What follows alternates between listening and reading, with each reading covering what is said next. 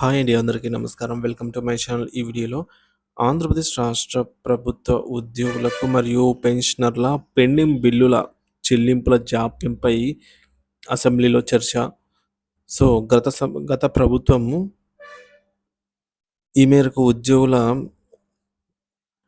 దాచుకున్నటువంటి సొమ్మునంతా ఏం చేసింది అనే ప్రశ్న అయితే లేవనెత్తడం జరిగింది. సో, దీని గురించి పూర్తి వివరాలైతే వీడియోలో తెలుసుకుందాము. వీడియోని ఎక్కడే గానీ స్కిప్ చేయకుండా ఎండ్ వరకు చూడండి. అప్పుడే ఇన్ఫర్మేషన్ పూర్తిగా అర్థమవుతుంది. వీడియో చూస్తున్న ప్రతి ఒక్కరు వీడియోకి లైక్ చేయండి ఫ్రెండ్స్.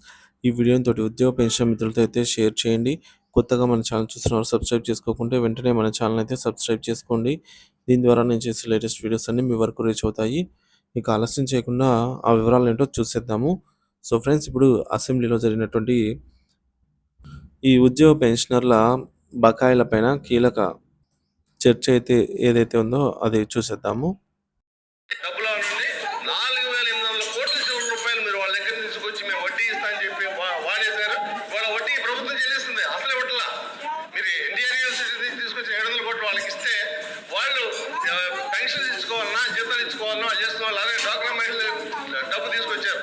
అలా మీకు కొన్ని ఇన్స్టిట్యూషన్ దగ్గర డబ్బులు డిపాజిట్ ఏమవుతున్నాయో అవి 4,900 కోట్లు చిల్లరు. It is on record. ప్రభుత్వం సెషన్లో కూడా మేము ఇచ్చాం, అది క్వశ్చన్ ఆన్సర్గా.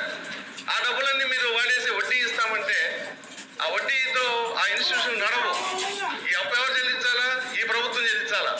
కాబట్టి ఇటువంటి మిస్మేనేజ్మెంట్ ఫైనాన్షియల్ థింగ్స్ వల్ల రాష్ట్రం ఎంత ఇబ్బంది పడుతుంది, ఎంత దెబ్బతింది అనేది ఇవాళ కూడా ప్రభుత్వం దగ్గర పూర్తిగా రాని విషయం. అధ్యక్ష, సిఎఫ్ఎంఎస్ నుంచి వెళ్లకుండా డైరెక్ట్ గా పేమెంట్స్ ఇటువంటివన్నీ జరిగినాయి. అంటే ఒక విధ్వంసం జరిగిన తర్వాత విధ్వంసం ఎలా జరిగింది, విధ్వంసంలో నష్టం ఏం జరిగింది తెలుసుకోవడం కొంత టైం పడుతుంది. ఆ సమయం 8 నెలలు మేము సూపర్ 6 అనేది ఖచ్చితంగా